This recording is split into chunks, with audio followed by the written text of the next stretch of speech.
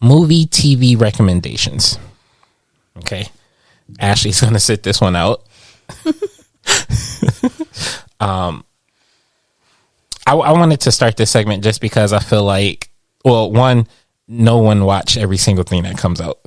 And I'm sure we're all missing some great TV shows or movies or whatever. So I think it's good that we get recommendations from different people who like different type of things and stuff like that. So, Joe, you want to go first? Yep. So this one is a favorite of mine. It's also a favorite of Trent's, my niece.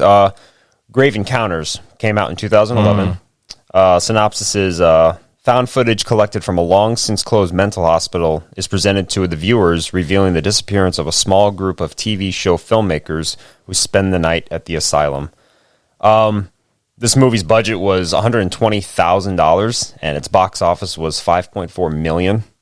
So that's definitely a success. But yeah, I think it got like mixed reviews when it first came out, but it has spawned a sequel in 2012, which I personally didn't care that much for it. I'd have to watch it again because I vaguely remember it. But and it's attained a cult following since its release. So it's definitely one of those good found footage horror films. Has good jump scares in it. It takes place in an asylum, which is creepy enough. It's all dark and everything. So it's definitely entertaining. Okay. I want to say I've seen it before, but I can't remember. Watch it again, then. It's fun. It's good enough. It sounds familiar, but I can't remember. I know. I feel like I might have seen it too. I'd have to look. Jamie, what would be your movie or TV recommendation for the week? Mine is a movie called Alone, which is streaming on Hulu, and it's a horror thriller. It's about a recently widowed traveler. She's kidnapped by a cold-blooded killer, only to escape into the wilderness where she's forced to battle against the elements as her pursuer closes in on her. So it's kind of like one of those movies, you know, it's kind of in one location. It's basically just two people, you know, the woman that's kidnapped and the crazy guy. Mm-hmm. So, but it's good.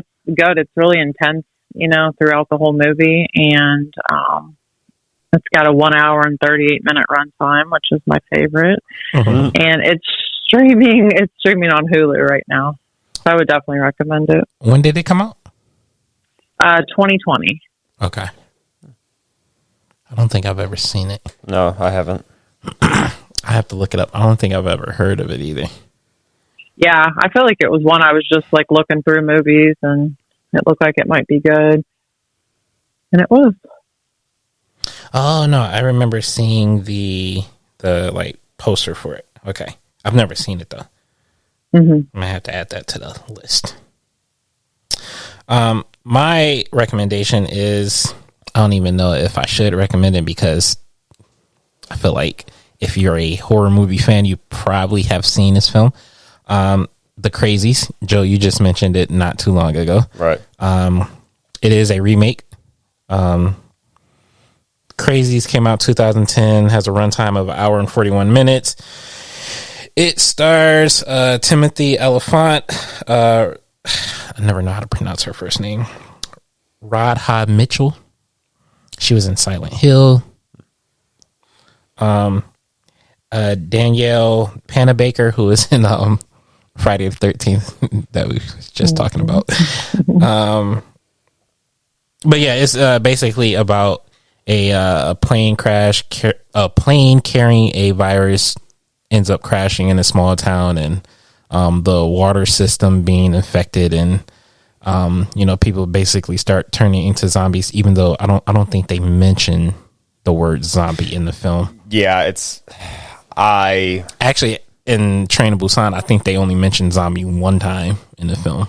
Right. Typically, if I think about all the zombie movies I've seen, they don't really say the words zombie. Right. So, and I know that, in the late George A. Romero, who's like considered the father of zombie genre, I mean, he would even argue that some of these films are not zombie films to him. So, just because of his perception of what zombie was supposed to be and everything. Mm-hmm. So, it was like a zombie, and I think through his eyes was like a slave to consumerism and corporations and stuff like that. So, the hidden meaning behind what a zombie was. But, yeah, The Crazies is definitely a good movie. So, yes, amazing movie. If you haven't seen it, check it out. It's streaming on HBO Max. If you like stuff like 30 Days of Night or Dawn of the Dead, 28 Days Later, stuff like that, this would be something you probably like. I know, Ashley, you like that movie, right? Yeah, I've seen it probably 4 or 5 times.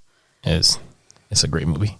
I think I've seen this at the movie theaters, if I remember correctly. Yep. And that's going to do it for today's episode. Make sure you like, comment, share, rate us on whatever podcast